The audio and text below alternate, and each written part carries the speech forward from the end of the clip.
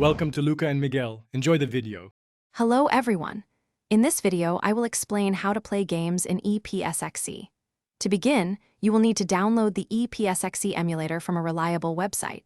Next, acquire the correct PlayStation BIOS files, which are crucial for the emulator to function properly.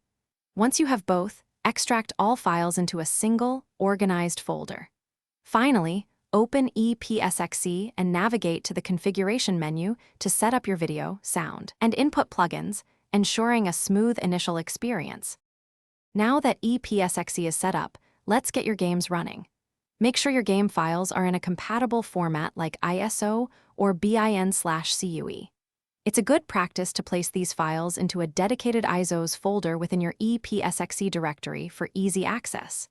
To start a game, simply go to File in the emulator menu and select Run ISO. If you are playing from a physical disk, choose Run CD-ROM instead. It's quite straightforward.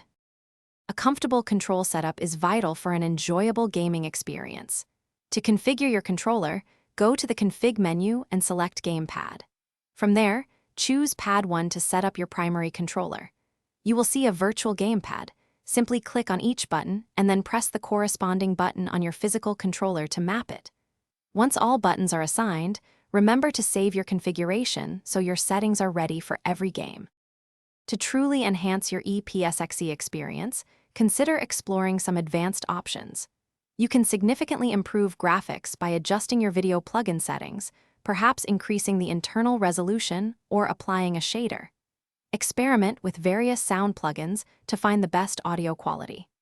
Don't forget to use save states, which allow you to save and load your game at any moment, offering much more flexibility than traditional memory cards. You can also manage virtual memory cards and even use cheat codes for extra fun. Thanks for watching and please subscribe.